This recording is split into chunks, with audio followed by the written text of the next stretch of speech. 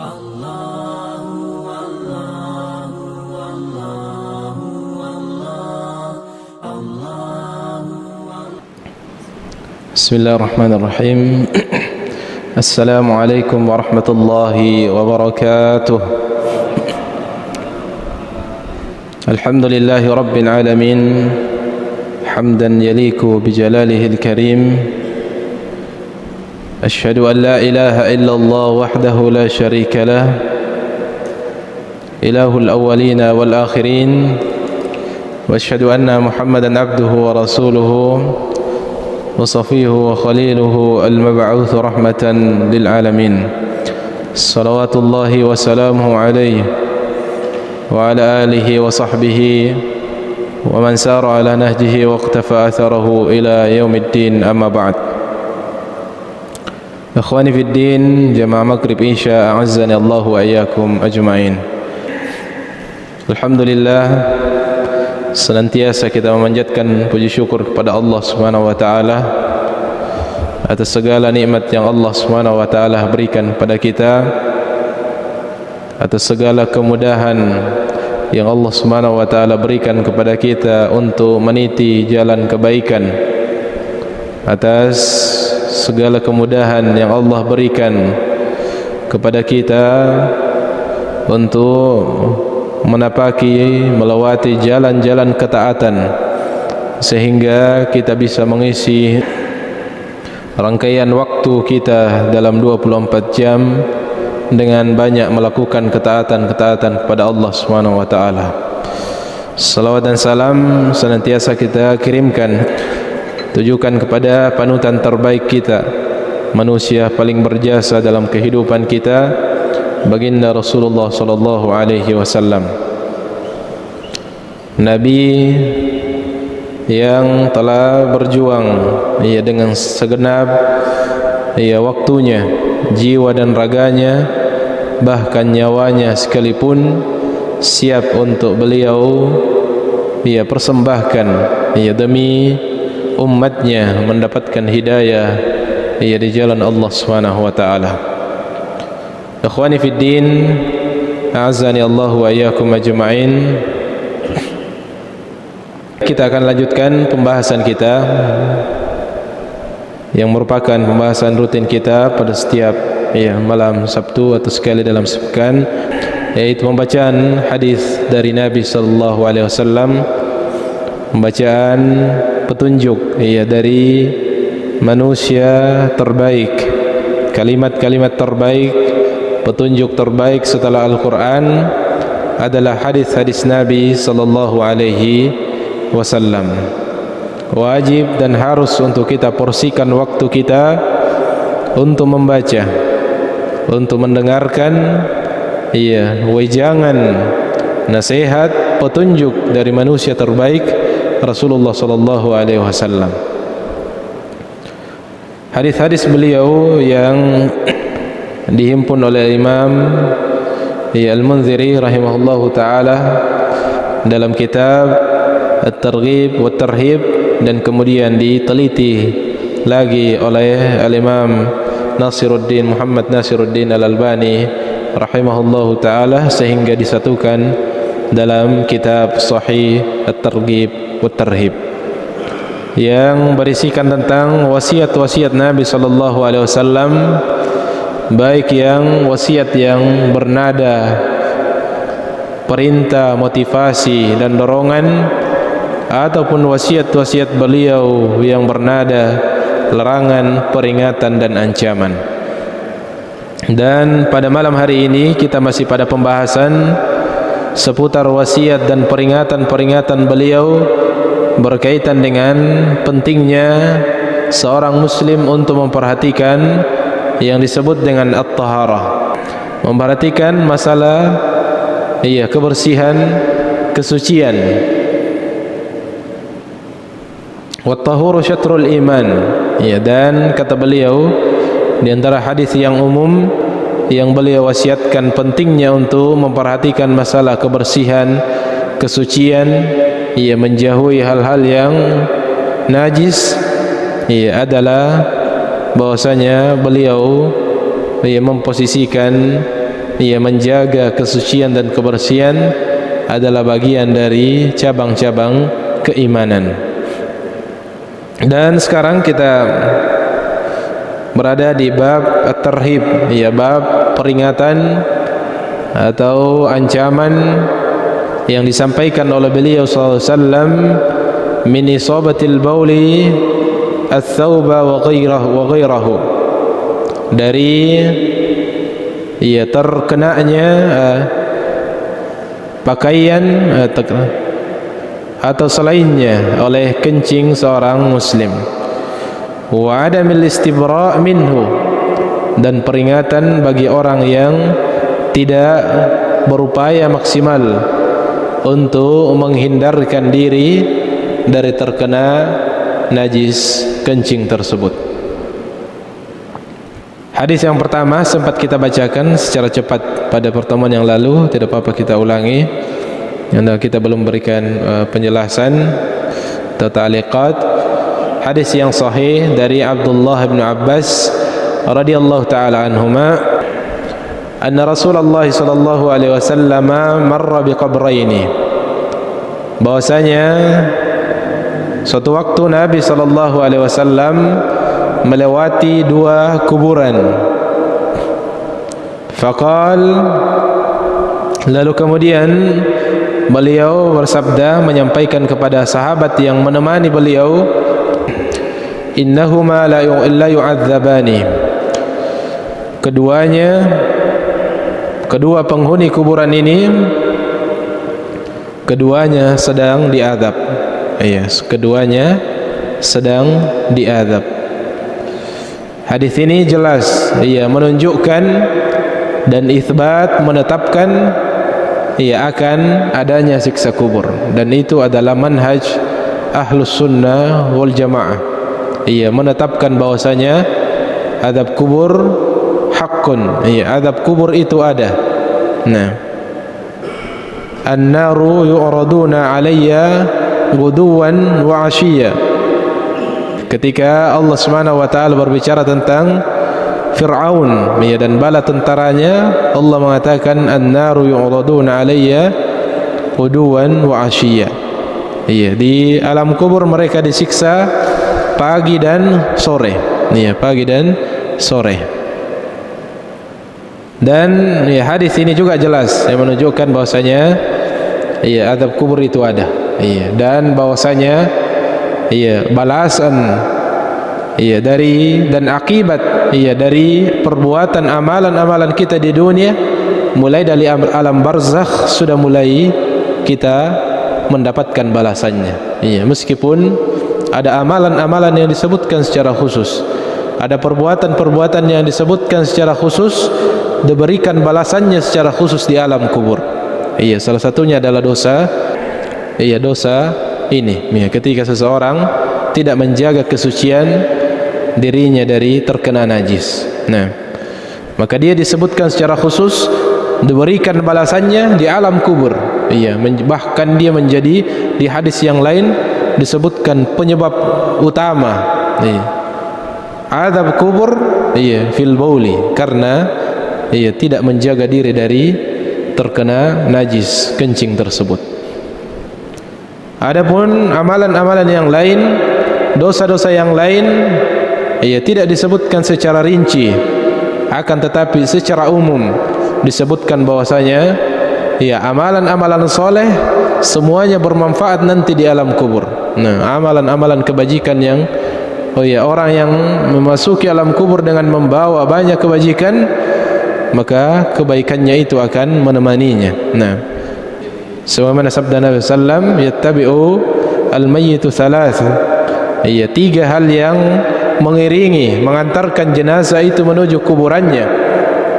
Fayarji'u ithnani, maka kembali dua, yaitu keluarganya dan hartanya jika ada hartanya yang mengantarnya. Wa yabqa wahidun, dan tinggallah menemaninya satu, yaitu amalannya. Ketika amalan yang dia bawa adalah amalan kebaikan, disebutkan dalam hadis yang panjang bahwasanya dia setelah ditanya tentang perkara yang paling penting, man rabbuk, man nabiyuk, wa ma dinuk, ya. Maka setelah dia menjawab dengan baik, dia pun kemudian diutus kepadanya sosok yang putih bersih, menyenangkan dipandang, dan akan menemaninya sampai hari kiamat. Dan dia pun bertanya, man anta, siapa engkau? Siapa gerangan engkau? Sosok lelaki tersebut mengatakan, ana amalukas salih, saya adalah amalanmu yang soleh. Jadi amalan solehnya Allah ubah menjadi sosok yang menemani beliau, sosok yang menyenangkan, membahagiakan, menemani beliau sampai hari kiamat. Begitupun sebaliknya, ketika seseorang berada di alam kuburnya setelah ditanya, man rabbuk, siapa Tuhanmu, wa man nabiyuk, siapa nabimu, apa agamamu, dan hanya mengatakan la adri, saya tidak tahu, saya hanya ikut-ikutan saja, saya tidak punya landasan ilmu, saya beramal, berbuat sekedar mengikuti apa yang ada saja, ikut-ikutan saja. Maka dia pun yudrabu, dia pun kemudian dipukul, dan kemudian setelah itu diutus kepadanya sosok yang menakutkan, sosok yang menyeramkan, dan dia mengatakan, man anta, siapa engkau? Dia kemudian sosok yang menakutkan tersebut mengatakan, ana amalukas sayyi, saya adalah amalan burukmu yang akan menemanimu sampai datangnya hari kiamat. Wa na'udzubillahi min dzalik. Itu diantara hadis yang disebutkan oleh Nabi SAW tentang huru-hara dan gambaran di alam barzakh. Kata beliau, innahuma la yu'adzaban. Kata beliau ketika melihat melewati dua kuburan tersebut, bahwasanya dua orang penghuni kuburan tersebut sedang disiksa. Dan ini min alamatin nubuwah, di antara tanda-tanda kenabian. Tidak boleh diikuti. Ini khusus. Hanya ilmu yang tentang perkara gaib yang diberikan kepada para nabi oleh Allah Subhanahu wa taala pada kondisi-kondisi yang Allah kehendaki, bukan atas kehendak Rasul dan Nabi tersebut, berdasarkan kehendak Allah ketika Allah ingin memberikan satu pelajaran atau hikmah dari kondisi-kondisi tersebut. Wa ma yu'adzabani fi kabirin. Kata beliau, dan tidaklah keduanya disiksa karena perkara yang besar. Kalimat ini dijelaskan oleh para ulama kita, bahwasanya mereka berdua disiksa bukan karena perkara yang mereka anggap besar. Jadi bukan karena perkara yang mereka anggap besar. Artinya perbuatan mereka itu adalah perbuatan yang dianggap sepele ketika di dunia. Perbuatan yang dianggap perkara yang biasa saja ketika mereka di dunia, perbuatan itu. Makanya Rasulullah kemudian menegaskan, bala innahu kabir. Setelah penggalan itu Nabi menjelaskan maksudnya, bala, bahkan, innahu kabirun, bahkan perbuatan itu adalah dosa besar. Perbuatan itu yang mereka lakukan adalah dosa besar, tetapi mereka di dunia menganggapnya sebagai sesuatu yang remeh, sesuatu yang ringan. Amma ahaduhuma, kata beliau SAW, adapun salah satunya, fakana yamshi bin namimah, adapun salah satunya adalah dahulu ketika di dunia kebiasaannya, amalannya, perbuatannya adalah suka mengadu domba. Suka mengadu domba. Suka menyebabkan perpecahan di antara kaum muslimin. Dia berpindah-pindah membawa cerita, membawa berita yang kemudian menyebabkan terjadinya perselisihan, terjadinya keretakan silaturahim dan seterusnya. Kana yamshi bin namimah. Dan ini dia anggap biasa, dianggap remeh ketika di dunia, dan memang begitu. Kebanyakan dari orang-orang yang terbiasa dengan amalan ini sangat menganggap remeh perbuatan tersebut. bahkan ya dalam tanda kutip menikmati amalan tersebut. Ia merasa senang, merasa nyaman ketika bercerita ke sana kemari, pindah-pindah membawa berita yang kemudian menyebabkan terjadinya keretakan ukhuwah, bahkan perkelahian hingga pembunuhan. Nah, maka dia menganggap amalan tersebut amalan yang ringan. Wa ammal akhar, itu yang pertama. Adapun yang kedua, wa ammal akharu fakana la yastatiru min baulihi. Adapun yang kedua, yang lainnya adalah ketika di dunia dia tidak yastatiru min baulihi, dia tidak menjaga diri dari terkena kencingnya atau percikan dari kencingnya. Maka ini dua hal yang disebutkan oleh Nabi. Makanya seorang muslim dalam menunaikan hajat, Nabi menganjurkan untuk duduk. Bagi seorang lelaki atau secara umum dianjurkan untuk duduk. Salah satu hikmahnya adalah listitari minal baul, adalah untuk lebih menjaga dari percikan. Percikan najis tersebut. Jadi percikannya yaitu bisa menjadi sebab siksa kubur ketika tidak berhati-hati. Adapun setelah berhati-hati, maksimal berhati-hati, maka tidak boleh lagi was-was jangan sampai terkena. Kita hanya berupaya maksimal berhati-hati, menjauhi hal-hal yang bisa menyebabkan percikan, tetapi tidak boleh juga disertai dengan was-was, karena sebagian juga berlebihan, gulu. Setiap selesai buang hajat, buang air kecil, harus diganti lagi pakaiannya, atau tidak mau lagi pakai pakaiannya untuk solat, karena was-was, kecuali nyata, kecuali nyata terlihat, ada yang terlihat, maka barulah kemudian dikatakan terkena najis. Al-aslu fil asya at-taharah, hukum asalnya pada segala sesuatu adalah suci. Hukum asalnya pakaian kita dalam kondisi suci, kecuali nanti nyata terlihat atau nampak najis terlihat, kemudian baru kita mengatakan itu bernajis. Tetapi dengan berhati-hati, khususnya fil baul, tetapi tindakan harus berhati-hati, khususnya berkaitan dengan buang hajat atau buang air kecil, untuk menjaga diri dari percikan hal tersebut. Dan ini terkadang dianggap biasa, sebagaimana dalam redaksi hadis ini. Yu'adzabani fi kabir wa ma yu'adzabani fi kabir. Mereka tidak disiksa pada perkara yang mereka anggap besar atau mereka anggap dosa besar, padahal dia adalah dosa besar, namun terkadang dianggap remeh.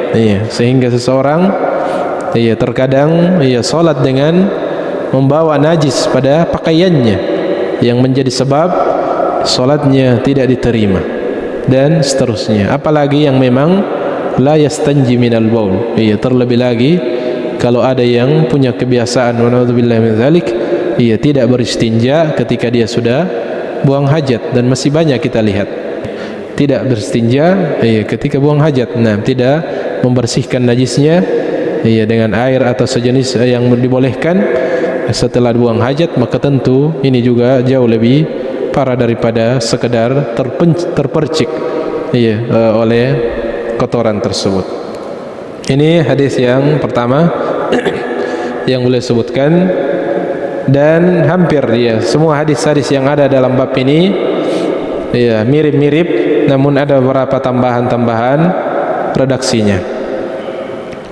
Dalam riwayat yang lain, anna Nabi sallallahu alaihi wasallam, bahwasanya Nabi sallallahu alaihi wasallam marra bi haitin min hitani Makkah awil Madinah. Di sini tidak disebutkan tegas bahwasanya Nabi sallallahu alaihi wasallam melewati pagar min hitani Makkah atau Madinah, pagar dari pagar pembatas kuburan dari kota Makkah, di kota Makkah atau di kota Madinah. Ini tidak perawi, tidak mengingat secara jelas apakah di Mekkah atau di Madinah.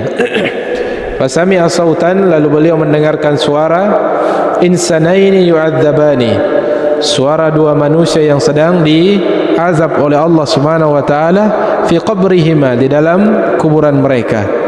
Faqala Nabi sallallahu alaihi wasallam, maka Nabi sallallahu alaihi wasallam bersabda, innahuma la yu'adzabani, keduanya sedang disiksa, wa ma yu'adzabani fi kabir, iya, dan keduanya tidak disiksa karena perbuatan yang mereka anggap sebagai perbuatan yang besar atau dosa yang besar. Thumma qala, lalu Nabi sallallahu alaihi wasallam bersabda, bala, bahkan perbuatannya itu adalah perbuatan yang dosa besar. Kana ahaduhuma, adalah salah satu di antara keduanya, la yastatiru min baulihi, dahulu tidak memperhatikan ketika dia buang hajat sehingga tidak terpercik oleh kencingnya. Wa kana al-akhar, dan yang lainnya, yamshi bin namimah, dan yang lainnya adalah dahulu suka mengadu domba. Sama kurang lebih. Dan biasanya satu kejadian, namun para perawi hadis, para sahabat menyampaikan hadis tersebut dengan redaksi yang berbeda. Karena memang hadis itu beda dengan Al-Quran. Kalau Al-Quran diriwayatkan tidak boleh diubah kalimatnya, meskipun sama maknanya, tetapi tidak boleh diubah lafadznya satu kata pun. Adapun hadis maka boleh diriwayatkan, disampaikan secara makna. Boleh maknanya saja disampaikan. Dan begitu para ahli, para ulama hadis meriwayatkan hadis berbeda-beda pada kejadian yang sama. Satu kejadian namun riwayat hadisnya berbeda-beda. Kadang ada yang menjelaskan panjang, kadang ada yang pendek, dan tentu hadis-hadis tersebut dikumpulkan untuk mengambil faedah lebih banyak, untuk mengambil pelajaran lebih banyak dari kejadian atau hadis tersebut. Kemudian hadis yang lain, sahih ghairihi, Ibnu Abbas, dari sahabat Ibnu Abbas radhiyallahu taala anhuma, beliau meriwayatkan bahwasanya qala Nabi qala Rasulullah sallallahu alaihi wasallam, ammatu adzabil qabri fil baul. Dan ini menunjukkan bahayanya tidak berhati-hati ketika menunaikan hajat, khususnya buang air kecil. Nabi mengatakan ammatu adzabil qabr, kebanyakan dari penyebab seseorang disiksa di dalam kuburnya fil bauli, dikarenakan tidak bersih ketika buang hajat. Apakah tidak bersih dalam artinya tidak istinja, memang tidak bersuci, atau karena percikan yang tidak berhati-hati, tidak berhati-hati sehingga menyebabkan pakaiannya atau badannya terpercik oleh najis kencing tersebut. Fastanzihu minal baul, maka berhati-hatilah, berlindunglah, jagalah diri kalian dari percikan kencing tersebut. Hadis yang lain kurang lebih redaksinya sama, tanazzahu minal baul. Jadi tadi sama, tapi rawi yang berikutnya, Anas bin Malik, meriwayatkan dengan bahasa yang beda namun makna yang sama. Beliau mengatakan bahwasanya Rasulullah SAW bersabda, tanazzahu minal baul, ke dalam bentuk kata perintah.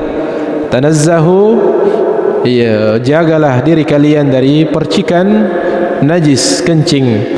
Fa inna ammata adzabil qabri minal baul, karena kebanyakan, umumnya kebanyakan yang disiksa di alam kuburnya dikarenakan al-baul, dikarenakan oleh percikan atau terkena najis kencing tersebut. Kemudian riwayat yang lain menambahkan faedah lagi, riwayat yang sebelumnya, hadis yang hasan li ghairihi,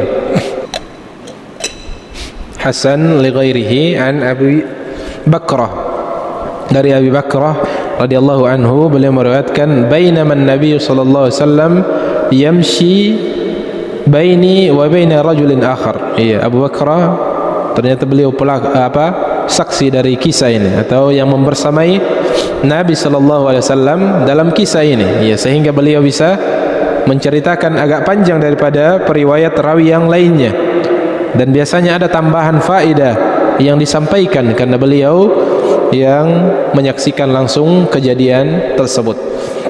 Abu Bakrah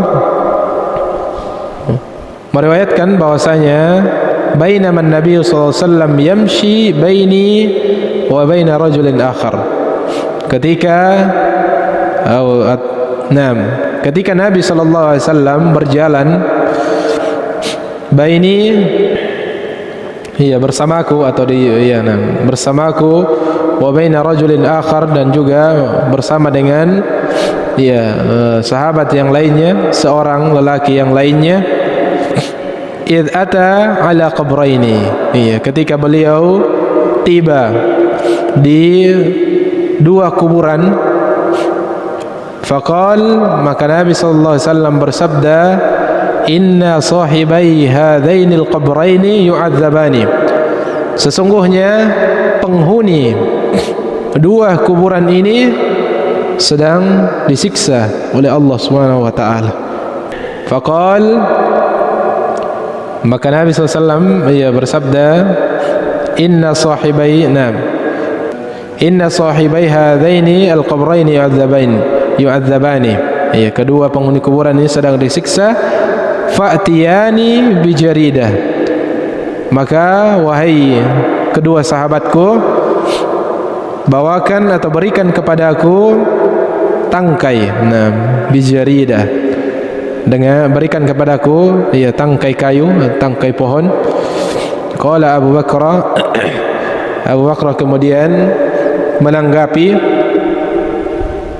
fastabaqtu ana wa sahibi, lalu aku pun berlomba dengan temanku. Ini menunjukkan bagaimana para sahabat dalam memenuhi permintaan dari Nabi SAW dalam perkara-perkara yang kecil. Mereka selalu berlomba untuk mendapatkan keutamaan dalam satu perintah yang sebenarnya perintah yang perintah biasa.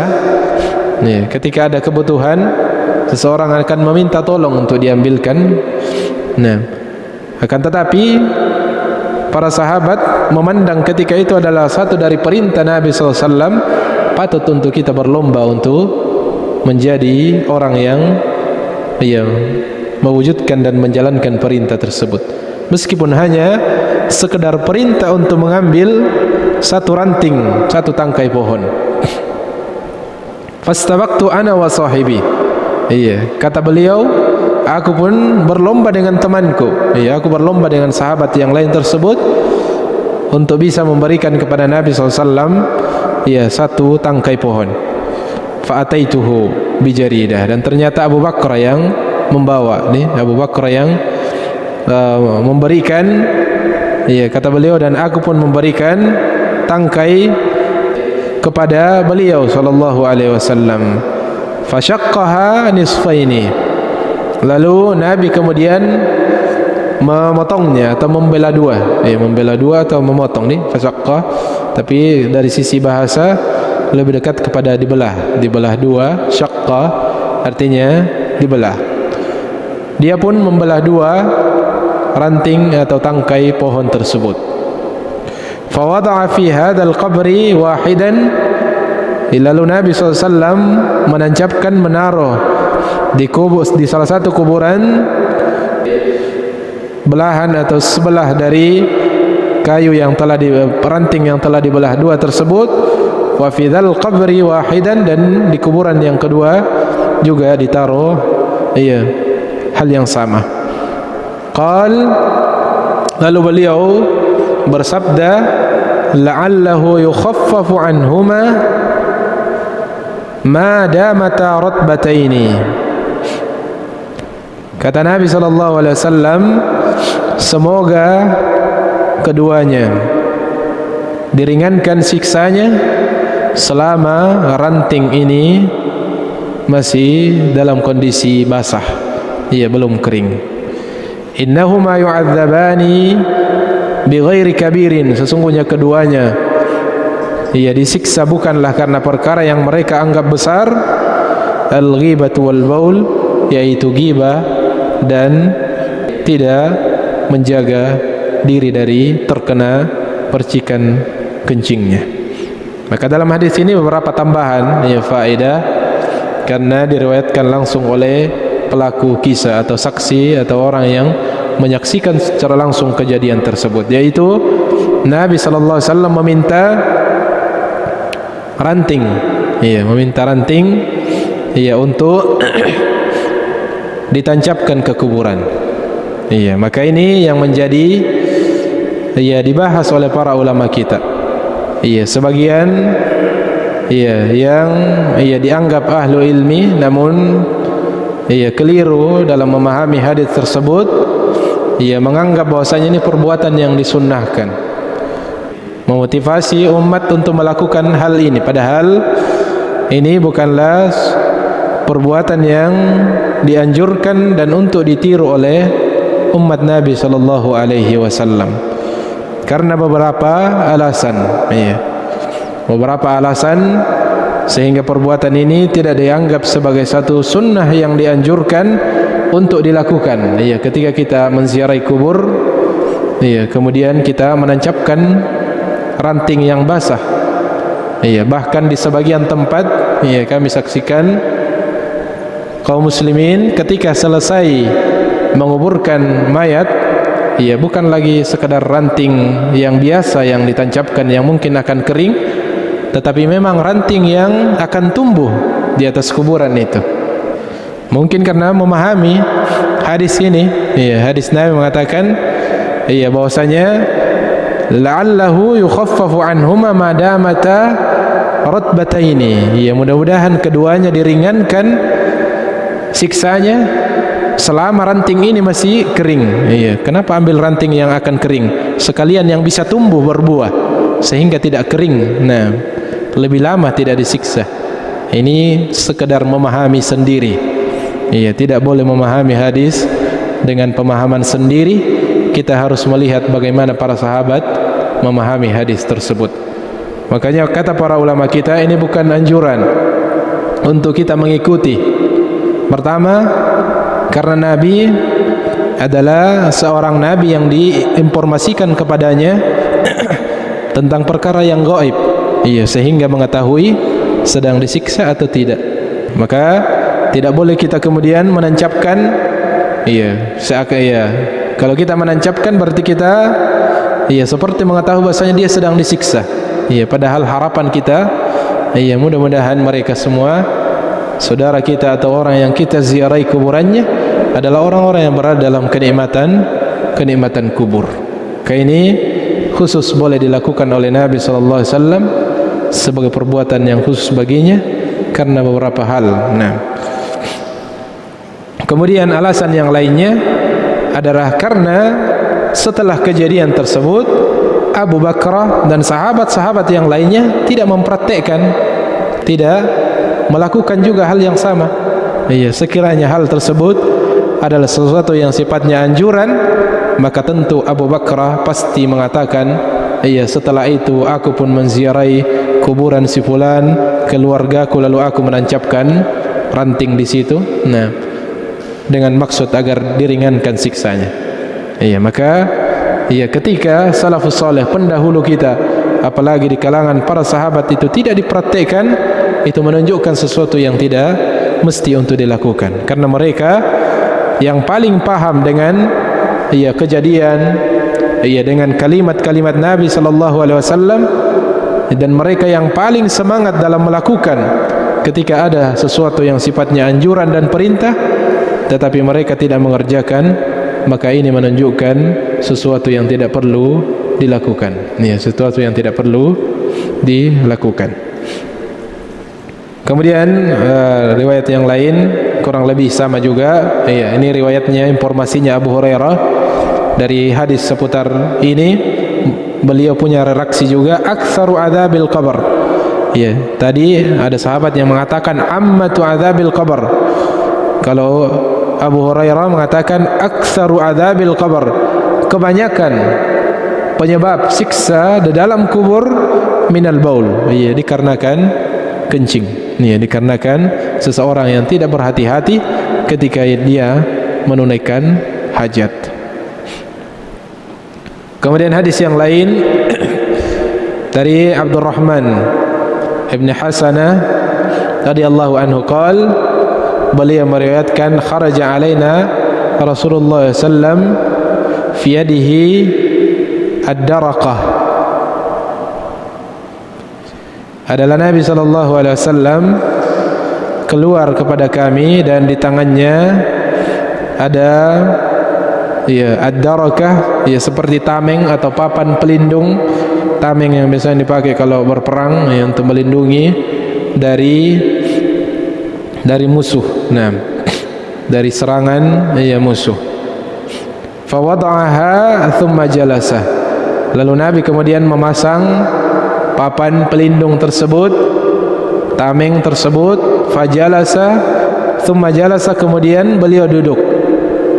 Fa bala ilaiha, lalu beliau kemudian buang hajat atau kencing. Ini menunjukkan memang dianjurkan membuang hajat, kencing tersebut dilakukan dengan duduk. Nah, dilakukan dengan duduk, dan secara kesehatan pun terbukti secara penelitian ilmiah bahwasanya buang hajat dengan duduk itu lebih baik bagi kesehatan. Lebih baik untuk kesehatan. Fabala ilaiha, lalu kemudian beliau menunaikan hajat, kencing. Ini menunjukkan bagaimana dahulu memang perkara ini perlu ditegaskan. Kenapa? Karena dahulu memang hajat ditunaikan dengan sangat sederhana. Nah, tidak perlu harus mencari WC. Nah, ditunaikan dengan kondisi apa adanya. Tidak sama dengan kita hari ini. Maka beliau sallallahu alaihi wasallam begitu mewanti-wanti perkara ini.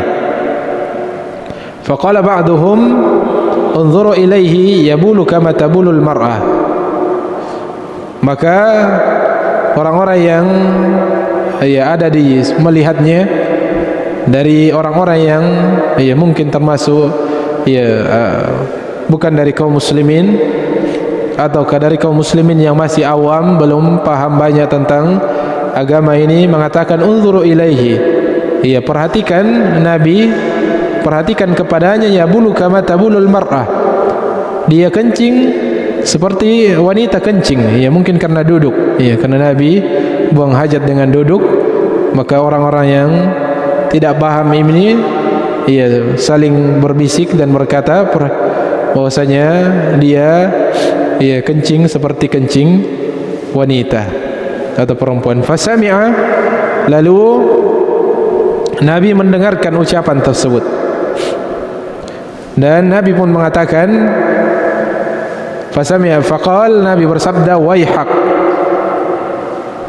sungguh celaka kalian, ma'alimta ma asaba Bani Israel, tidakkah kalian mengetahui apa yang telah menimpa kaum Bani Israel? Kanu idza asabahumul baul faraduhu bil maqarid. Adalah mereka orang-orang Bani Israel, di antara perbuatan mereka adalah mereka tidak memperhatikan ketika dia buang hajat dan terkena kencing tersebut. Fanahahum, maka Nabi pun melarang mereka untuk melakukan perbuatan tersebut. Fa'udziba fi qabrihim, sehingga kaum Bani Israel tersebut disiksa di kubur mereka. Disiksa di alam kubur mereka. Dan ini di antara perbuatannya Bani Israel lagi. Kaum orang-orang Yahudi Bani Israel yang tidak memperhatikan masalah bersuci tersebut. Ia juga diwahyukan kepada Nabi SAW bahwasanya di antara sebab mereka mendapatkan siksa di alam kuburnya adalah karena tidak memperhatikan perkara tersebut. Maka ini adalah satu hal yang perlu untuk diperhatikan, karena dia adalah hal yang bisa menjadi sebab seseorang mendapatkan kesulitan di satu alam yang tidak singkat. Ada seseorang yang berada di alam kubur sudah ribuan atau puluhan ribu tahun berada di alam kuburnya. Wa na'udzubillahi min dzalik.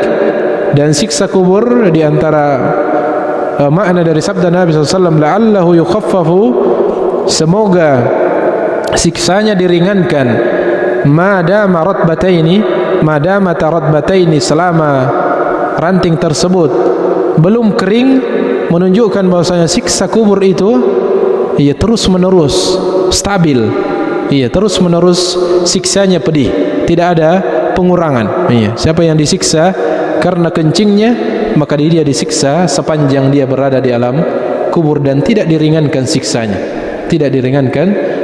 dan dosa apapun yang menjadi sebab seseorang disiksa di dalam kuburnya, azabnya stabil, azabnya terus menerus seperti itu, wala yukhaffafu anhu, dan tidak diringankan siksanya sepanjang dia berada di alam kubur. Wa na'udzubillahi min dzalik. Semoga Allah Subhanahu wa taala memberikan kita rahmatnya untuk menghindari segala hal-hal yang bisa menjadi sebab siksa kubur, dan semoga saudara-saudara kita kaum muslimin, keluarga kita yang telah mendahului kita, diberikan kenikmatan oleh Allah Subhanahu wa taala di alam kuburnya, sehingga dijadikan kuburannya sebagai taman syurga sebelum memasuki syurga yang sesungguhnya. Subhanakallahumma wa bihamdik, asyhadu an la ilaha illa anta, astaghfiruka wa atubu ilaik. Wassalamu alaikum warahmatullahi wabarakatuh.